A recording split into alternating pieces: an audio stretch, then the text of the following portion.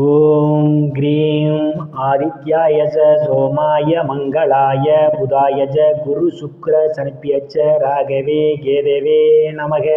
உலகை கட்டி காக்கும் பரமேஸ்வரன் பார்வதியின் திருவருளால் அனைவரும் நலமுடன் வாழ அந்த எல்லாம் வல்ல இறைவனை வணங்கி நேயர்கள் அனைவருக்கும் எனது அன்பான வணக்கங்களை தெரிவித்துக் கொள்கின்றேன். இன்றைய பதிவிலே நாம் பார்க்க இருப்பது ஜூன் மாதத்திற்கான ராசி பலன்கள். முதலில் கிரகங்களின் நிலைகளை பற்றி பார்க்கலாம். ஜூன் மாதம் 1ஆம் தேதி வாக்கிய பஞ்சாங்கத்தின்படி கிரகங்களுடைய நிலைகள். மேச ராசியிலே செவ்வாய் பகவான் பயணம் செய்து கொண்டிருக்கிறார். ரிஷப ராசியிலே சூரிய பகவான் பயணம் செய்து கொண்டிருக்கிறார்.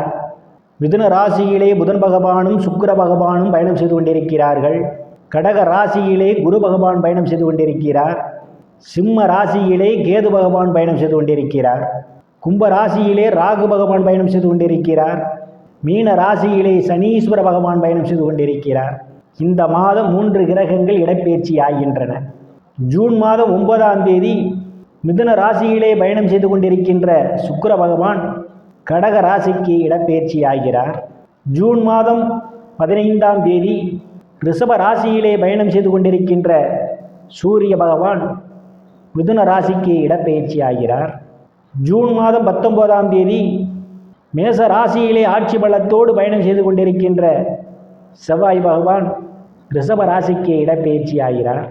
நான் கூறக்கூடிய பலன்கள் அனைத்தும் வாக்கிய பஞ்சாங்கத்தின்படி கோச்சார ரீதியான உலக மக்கள் அனைவருக்குமான பொது பலன்கள். உங்களுடைய சுய சாதகத்தில் கிரகங்கள் இருந்த நிலைமையும் தற்போது நடக்கக்கூடிய தசாபுத்தியும் கணக்கில் எடுத்துக்கொண்டு பலன்கள் எடுக்கும்போதுதான் துல்லியமான பலன்களை எடுக்க முடியும்.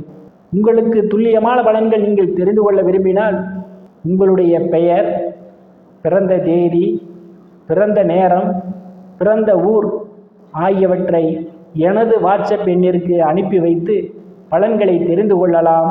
உரிய கட்டணம் செலுத்தி வாருங்கள் ராசிக்குள் போகலாம். துலாம் ராசி.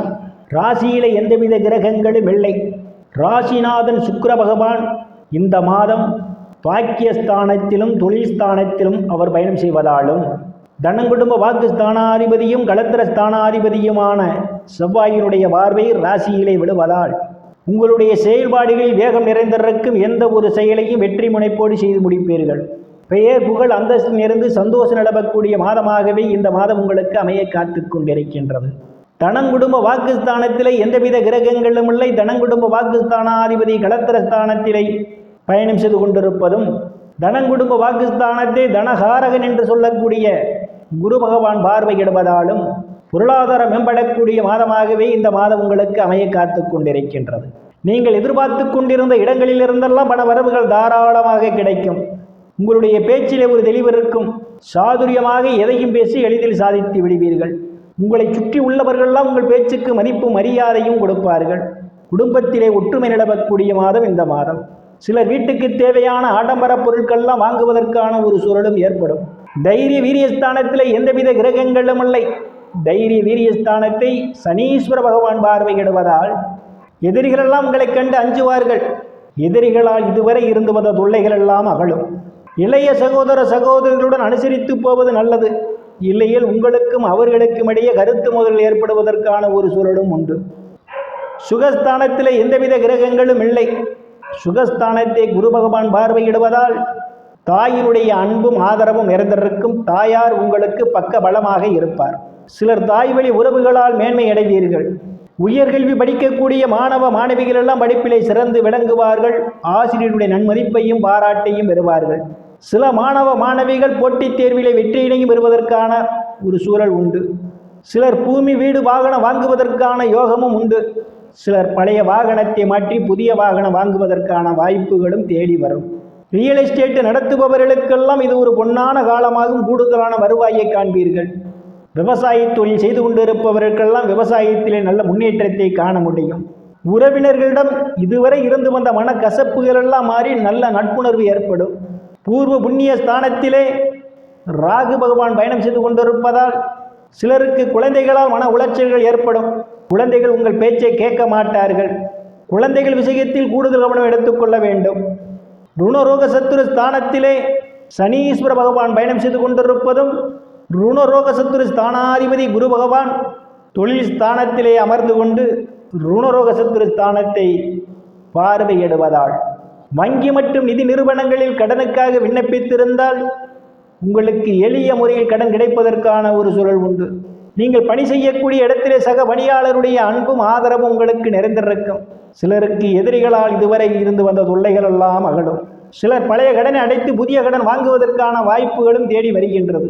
களத்திர ஸ்தானத்திலே களத்திர ஸ்தானாதிபதி ஆட்சி பலத்தோடு இந்த மாதம் 19ஆம் தேதி வரை பயணம் செய்து கொண்டிருப்பதால் இந்த மாதத்தினுடைய முற்பகுதியிலே திருமண வயதுடைய ஆண் பெண் இருபாலருக்கும் திருமண சம்பந்தப்பட்ட பேச்சுவார்த்தைகள் தொடங்கும்.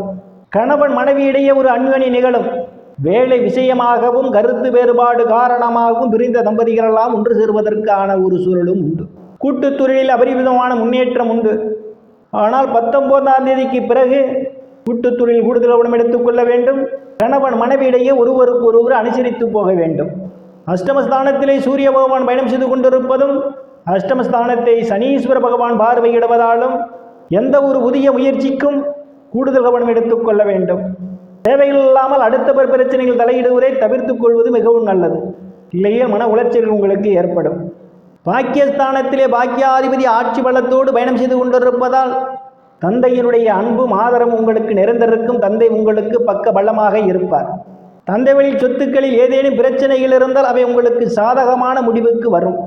சில தர்ம காரியங்களிலே ஈடுபடுவீர்கள். சிலர் புண்ணிய ஸ்தலங்களுக்கெல்லாம் போய் வருவீர்கள். வெளிநாடு செல்வதற்காக முயற்சி செய்து கொண்டிருப்பவர்களுக்கு வெளிநாடு செல்வதற்கான வாய்ப்புகளும் தேடி வருகின்றது. சிலருக்கு முன்பின் தெரியாதவர்களெல்லாம் உதவிக்கரம் நீட்டுவார்கள். தொழில் ஸ்தானத்திலே குரு பகவான் உச்சபலத்தோடு பயணம் செய்து கொண்டிருப்பதால் நீங்கள் செய்யக்கூடிய தொழிலில் அபரிமிதமான முன்னேற்றத்தை காண முடியும். வேலை தேடுபவர்களுக்கெல்லாம் அவரவர் தகுதிக்கு ஏற்றவாறு வேலை கிடைப்பதற்கான ஒரு சூழல் உண்டு. ஏற்கனவே பணியில் இருப்பவர்களுக்கு பதவி உயர்வு பாராட்டு கிடைக்கும். அரசியல்வாதிகளுக்கு அரசியலிலே நல்ல முன்னேற்றம் உண்டு. சிலருக்கு உயர் பொறுப்புகளும் தேடி வரும். லாபஸ்தானத்திலே கேது பகவான் பயணம் செய்து கொண்டிருப்பதால் மூத்த சகோதர சகோதரியுடன் அனுசரித்து போக வேண்டும். இல்லையில் உங்களுக்குள் கருத்து முதல் ஏற்படுவதற்கான ஒரு சூழலும் உண்டு. விரயஸ்தானத்திலே எந்தவித கிரகங்களும் இல்லை. விரயஸ்தானத்தை சனீஸ்வர பகவான் பார்வையிடுவதால் அவ்வப்போது தேவையில்லாத செலவுகள் உங்களுக்கு ஏற்படுவதற்கான ஒரு சூழல் உண்டு. செலவுகள் விஷயத்தில் கூடுதல் கவனம் எடுத்துக்கொள்ள வேண்டும். வெளிநாடு செல்வதற்கான யோகமும் சிலருக்கு உண்டு. வரும் இறைவருளால் அனைத்து செல்வச் செழிப்பும் பெற்று சிறப்புடன் வாழ அந்த எல்லாம் வல்ல இறைவனை வணங்கி நேயர்களை மீண்டும் அடுத்த பதிவில் சந்திக்கும் வரை விடைபெறுவது ஜோதிடர் எஸ் ராமன். நன்றி, வணக்கம்.